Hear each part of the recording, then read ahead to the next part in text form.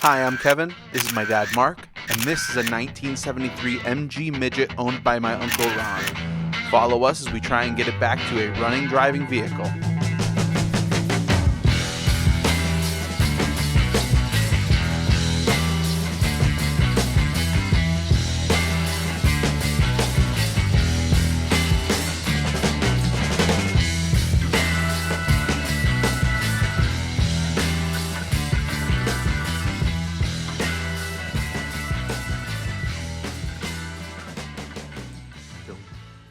Hey Ron, we're back at it again.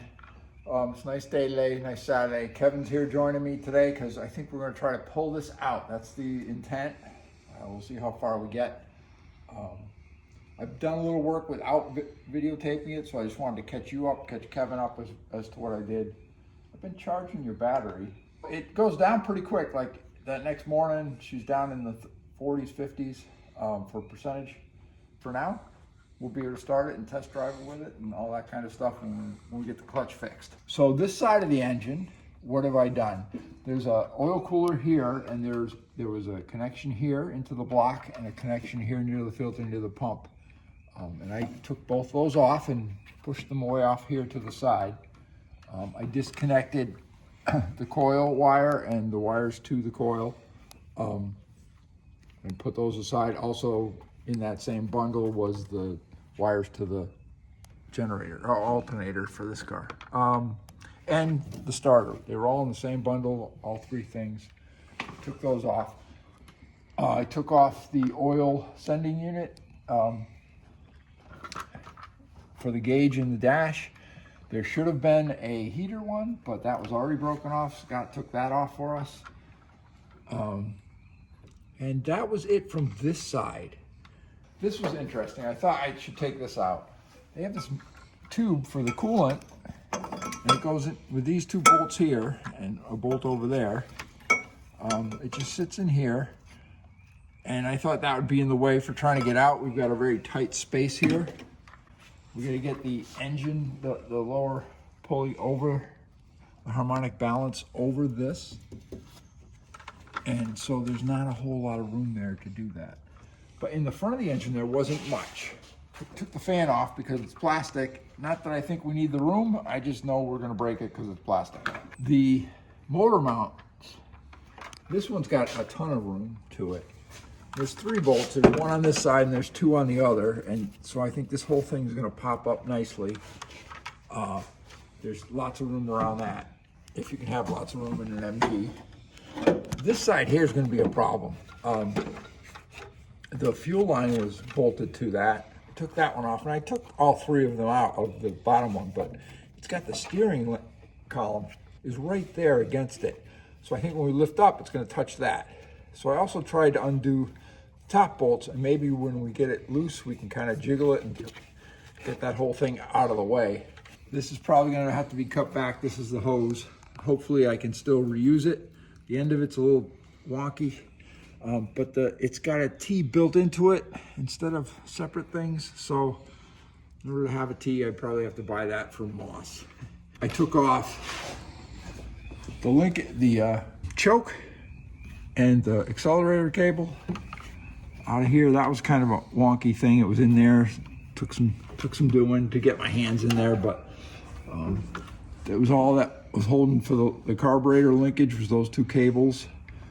I think that's it, except for the bolts around the bell housing and the starter. Actually, I want to remove the starter too. Haven't done that because that's crawling under, and I'm going to make Kevin crawl under. So we've got to get somehow some chains around this engine, ready to try and pull it up and get those last remaining bolts around the bell housing. So we'll get back to you. We'll catch up.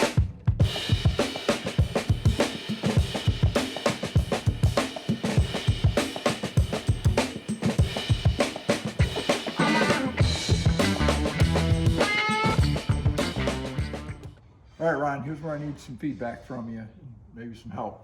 We got the engine lifted, and I don't want to take it out too far because it was kind of a pain in the neck with angles and things. So if I was to move the car, we'll never get it back in the same spot. But this is the clutch I'm trying to see, I think here, and it's a little wider than this one, is it's about the same size as this. It's how much shoe is left on the clutch, I think. That's how much, I just don't know if that's it or not. I think it is. And the question is, do we want to go through the process of getting a whole new clutch assembly? Down here, you see all our mouse droppings. We did pretty good, but there's still a lot of clutch and mouse droppings down here. It's hard to tell the difference between the clutch and the mouse droppings. I'm gonna have to clean that out. And this is that broken, useless piece that we're gonna take off next before we call it a day. We're gonna get this off so that we can then start cleaning this up and figure out what parts we need to get from Moss.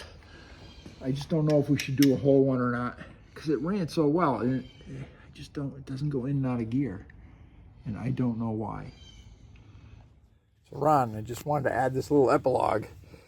Before Kevin left that day, we were working on the car.